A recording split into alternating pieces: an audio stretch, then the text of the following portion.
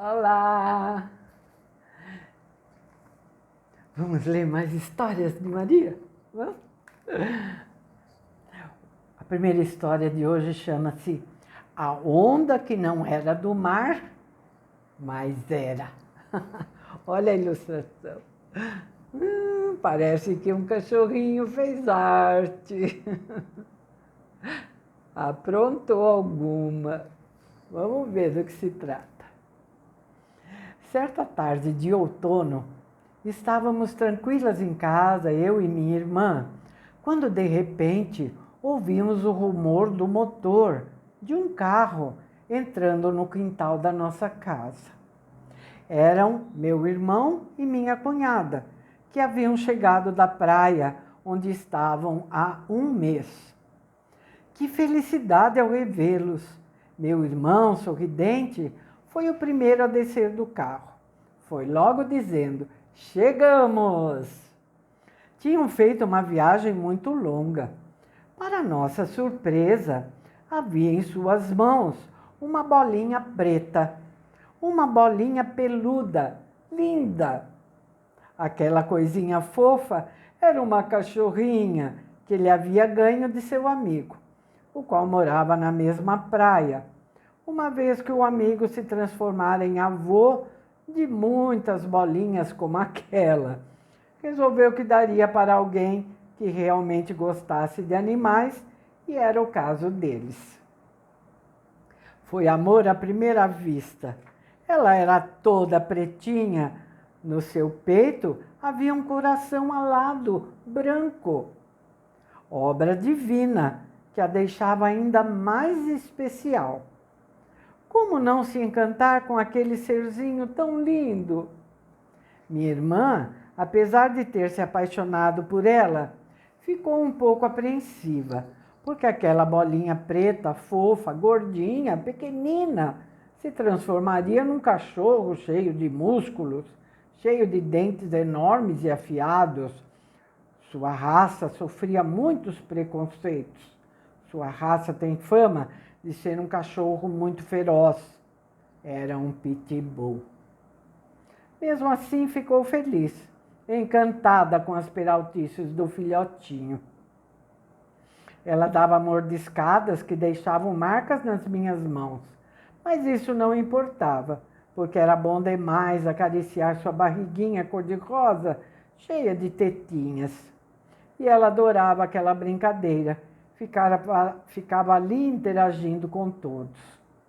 Chegou a hora de colocar um nome. Vieram diversas ideias, até que surgiu o nome de Bionda, que significa loira em italiano. Na verdade, seria uma brincadeira, porque ela era preta como uma noite de inverno na floresta em noites de lua minguante. Todavia, começamos a chamá-la assim, Bionda.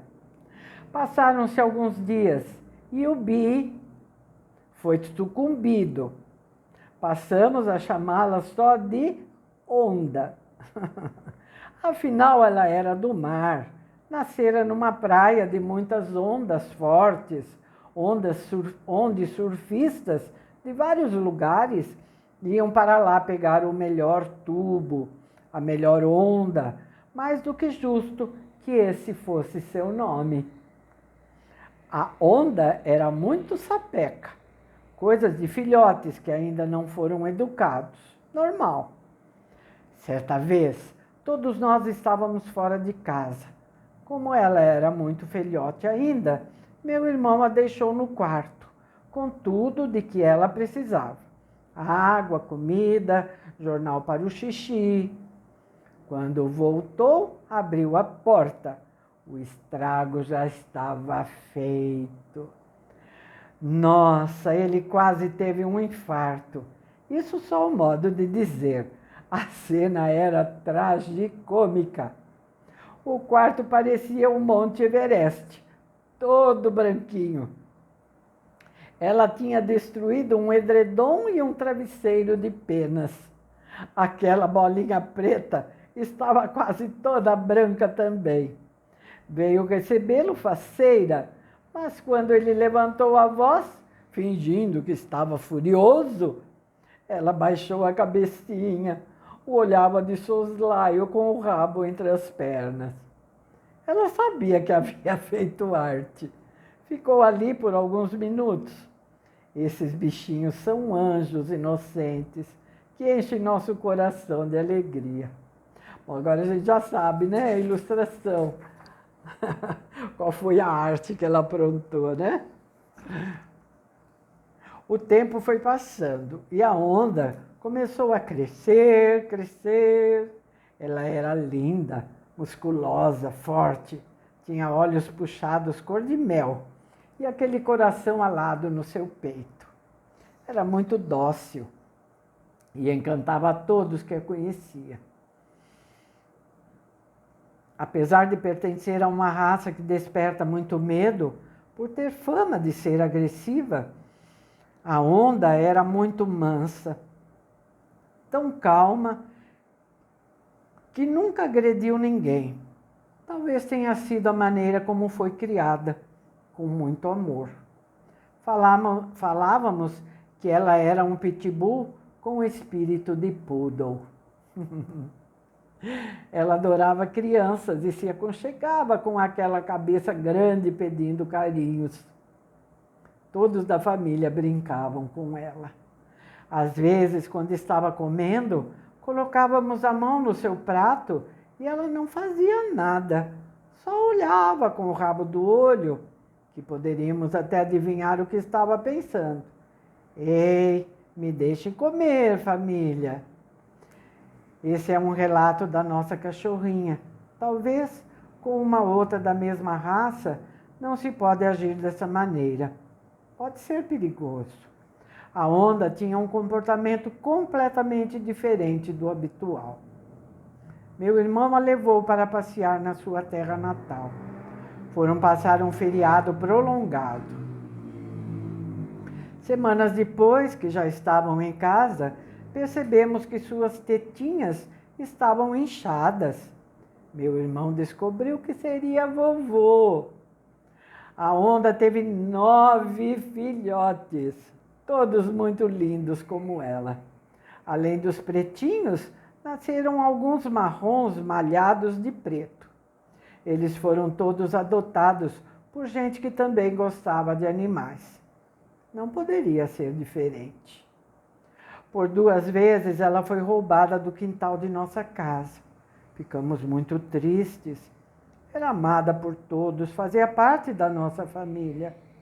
Espalhamos cartazes com sua foto e com recompensa. Uma das vezes a encontramos num lugar onde faziam briga de rinha. Pobrezinha, estava toda machucada. Nós a resgatamos e a levamos imediatamente para o hospital. Era uma guerreira. Conseguiu se salvar. Também aprontava as suas. Quando ganhava um osso, aqueles que se compram em lojas de produtos para cães, logo o enterrava. Seguidamente, destruía os canteiros de flores que minha irmã fazia com tanto esmero.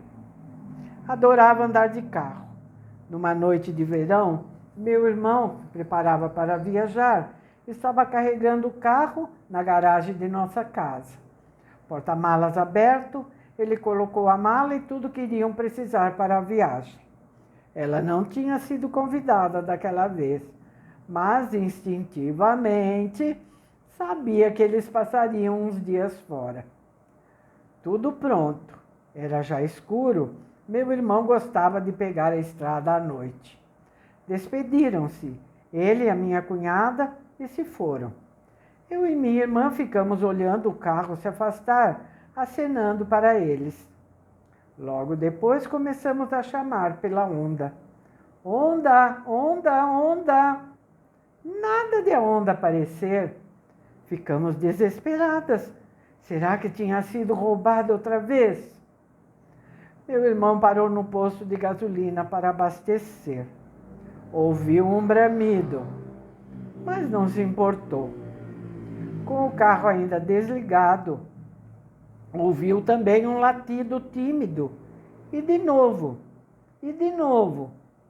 até que aquele som se tornou familiar. abriu o porta-malas. E adivinha quem estava lá? A própria Dita Cuja. A onda sapeca, pretinha, quase imperceptível. Ainda bem que a distância de casa era curta. Colocou-a para a frente com muita dificuldade e retornou para deixá-la. Passados alguns minutos de sua partida, nós estávamos lá apavoradas, porque a onda havia sumido outra vez. Meu irmão começou a rir. Não havíamos entendido o porquê da sua volta. Ele disse: "Não se preocupem, meninas, a meliante está aqui dentro do carro." A risada foi geral. Que danadinha essa onda. Queria pegar onda na praia em que nasceu. E assim foram durante 17 anos de sua vida conosco. Esse serzinho que só nos deu amor e alegria. Agora guardamos dentro dos nossos corações e das nossas lembranças. Da onda que não era do mar, mas era. Ai, que lindo. E tem mais história de cachorrinho por aí, ó. Outro cachorro. Vamos ver qual é a história desse. Cusca. Será que é o nome? Cusca. Era madrugada de outono. Chovia lá fora. Ouvi um choro de filhote de cachorro embaixo da janela do meu quarto. Pensei, será que é um sonho? Não, o choro persistia. Não hesitei, apesar de ainda ser no meio da madrugada e muito frio, levantei-me e fui ver do que se tratava. O que estava acontecendo?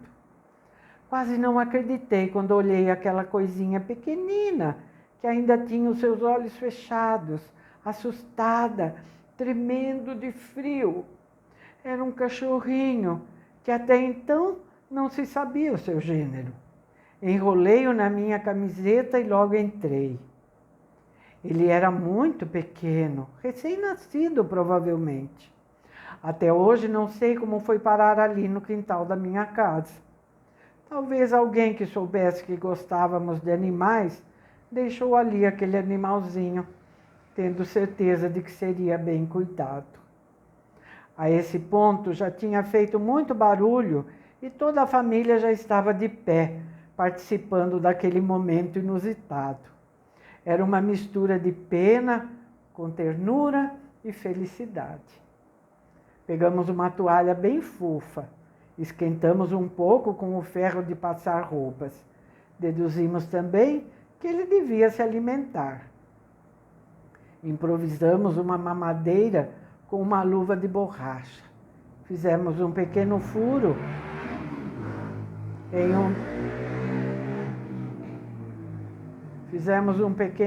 em um dos dedos e colocamos leite morno. Ele mamou com muita vontade e esquentou seu corpinho gélido e faminto. Estávamos estarrecidos com aquela cena e pensando que se não houvéssemos acordado, talvez ele não tivesse sobrevivido àquela noite fria. Uma emoção muito grande tomou conta de todos nós, pois começamos a pensar que quantos animais já tinham passado por aquela situação. Não só animais irracionais, mas também seres humanos, crianças e adultos que passam frio e fome. Não era justo que isso acontecesse. Depois de toda a movimentação noturna, voltamos a dormir. Improvisei uma cama dentro de uma caixa de sapato. Coloquei um pedaço de cobertor, uma camiseta velha.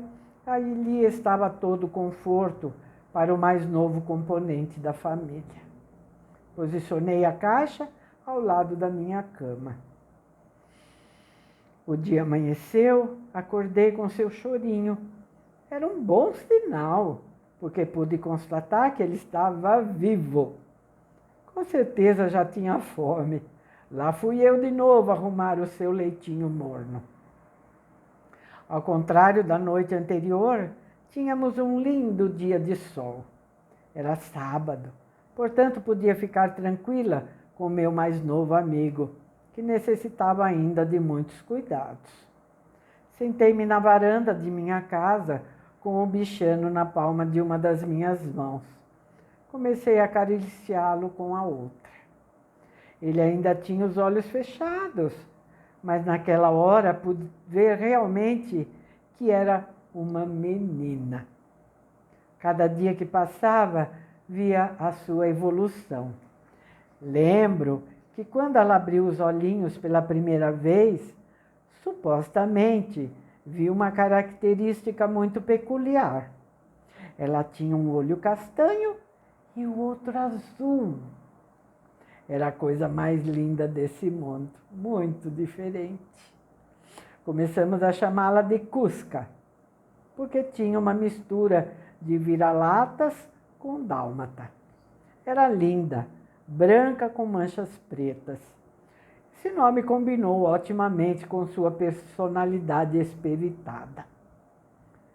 O tempo foi passando e a Cusca tornou-se a alegria da casa. A Onda, nossa outra cachorrinha, adotou-a como mãe. Sabe quando dizemos que um bichinho, só falta falar? Pois é, não faltava. Ela falava, emitia sons semelhantes aos nossos. Óbvio que é exagero, só que parecia, era incrível. Sua esperteza nos deixava boquiabertos. Quando queria brincar, pegava sua bolinha e a colocava nos nossos pés, fazendo um movimento com a cabeça como se dissesse: vamos brincar. Tinha uma energia sem fim. Quando a fome chegava, não se apertava, se direcionava até seu prato, colocava o seu focinho dentro dele e nos olhava resmungando. Fazia o mesmo quando tinha sede, colocava o focinho no pote de água e nos olhava com avidez. Cusca era a casa cheia, muito serelepe, faceira.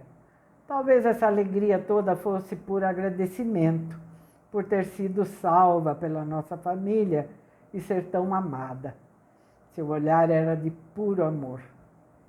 Os animais têm esse poder de nos mostrar o que é essencial nesse mundo, o sentido real da vida, que é o amor e o carinho. Eles têm o poder de nos alegrar. Quando estão à nossa volta, não existe tristeza e solidão, e não nos pedem nada em troca. Pobre da Onda, que já não era tão novinha, sofria de cansaço, porque a Cusca não a deixava em paz, queria sempre estar brincando. A Onda não, gostava de estar ali deitada na sua cama ou na grama, pegando um sol. Cusca a instigava às brincadeiras. Um dia, Cusca nos deu um grande susto. Numa tarde de domingo, recebemos a visita de uns amigos. Ela, aproveitando o portão que se abria automaticamente, sem que víssemos, fugiu. Não percebemos na hora. Estávamos ali conversando, tomando café, comendo bolo de chocolate. Sentimos que havia muito silêncio no quintal, o que era coisa rara. Fui até lá, comecei a chamá-la e nada. Havia sumido. Pronto. E agora? Não levou muito tempo para que ficássemos apreensivos. Eis que vimos no portão a Cuscucrix, no colo de um vizinho que morava na rua de baixo. Ele a conhecia e a viu por ali perambulando e deduziu que ela havia fugido. Pegou-a nos braços, apesar de ela ser enorme, e a trouxe para casa. Agradecidos pelo ato de bondade do vizinho, ficamos muito felizes com a sua volta. Ela sabia que tinha feito algo errado, porque nos olhava com o canto dos olhos e com o rabo entre as pernas, como quem pensa: poxa, família, eu só queria dar uma voltinha de domingo. Caímos na risada. Ficamos ali, alisando sua cabeça. Ai, Cusca, sapeca. Bom, por que será que a próxima ilustração é um trem? Pela fumaça, uma Maria Fumaça, né? Vamos ver por quê? Vamos saber? A história chama-se A Árvore das Caturritas. Eu não sei o que é caturritas. Vamos ver. Um dia antes da viagem, ansiosas, eu e minhas amigas nos reunimos para combinar o que levaríamos de roupa para aqueles dias de férias que passaríamos na casa dos avós de uma delas, que moravam no interior do Rio Grande do Sul.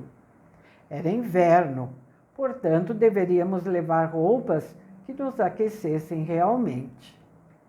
Éramos jovens, todas aproximadamente com 18 anos. Cursávamos o 3º ano do ensino médio.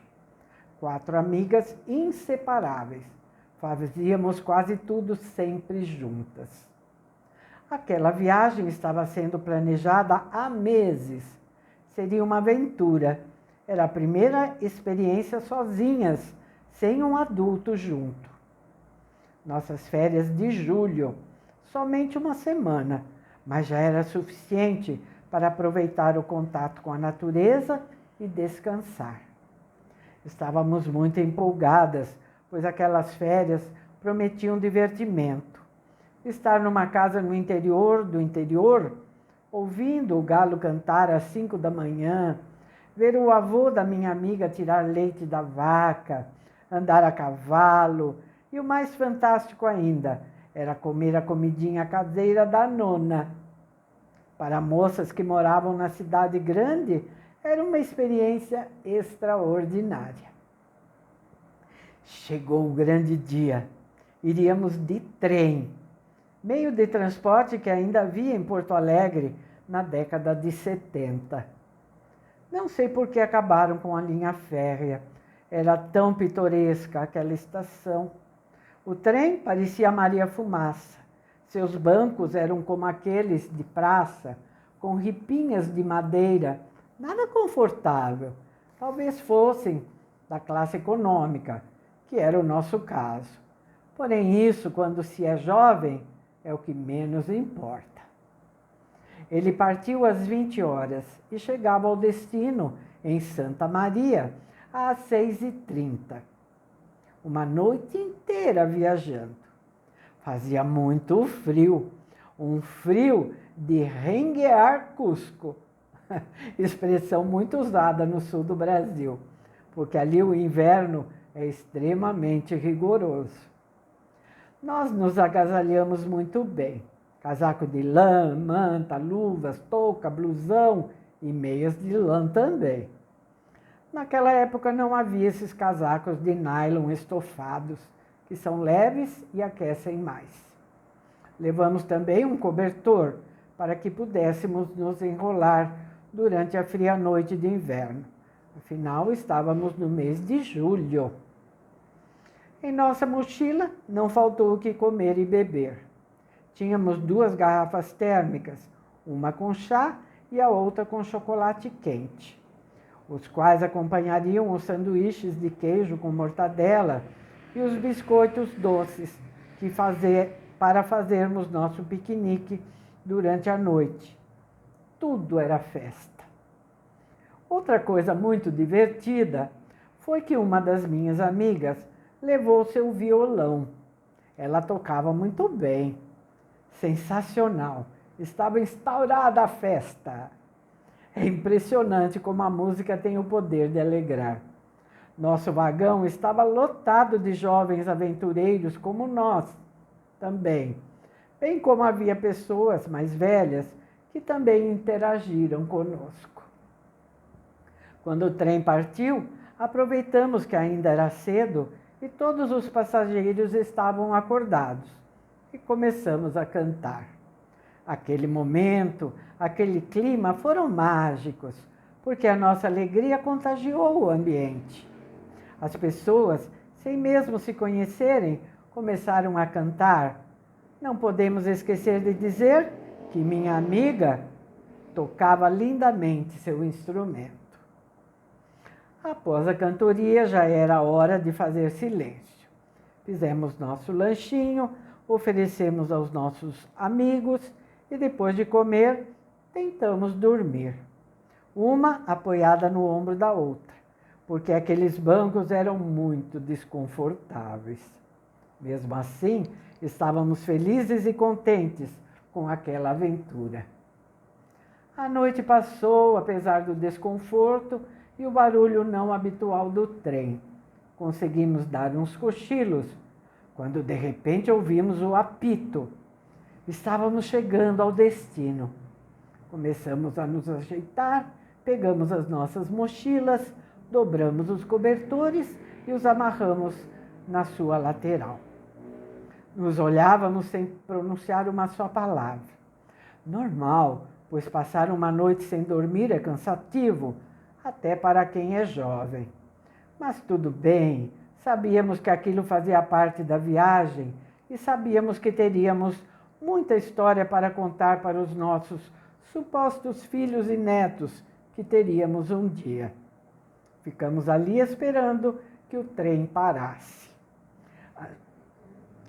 Perdão. A chegada ao destino era só um modo de dizer, porque a casa dos avós da minha amiga ficava a mais de 3 quilômetros dali. Da estação até lá não tinha nenhuma condução, teríamos que caminhar. Mas isso também fazia parte do roteiro. Eram quase 7 horas da manhã. O frio era de cortar a alma. Havia uma neblina muito espessa, mas já dava para ver que o sol surgiria a qualquer momento. Nos dirigimos à estradinha de chão batido que levava ao sítio. Estávamos um pouco cansadas. Ainda tinha chocolate quente, que já não estava tão quente. Nós tomamos um pouquinho para dar uma energizada. Ao mesmo tempo, apesar de exaustas, estávamos felizes. Fomos cantando e comentando sobre os amigos que havíamos feito durante o percurso de Porto Alegre até ali. O sol despontou e tudo ficou mais lindo.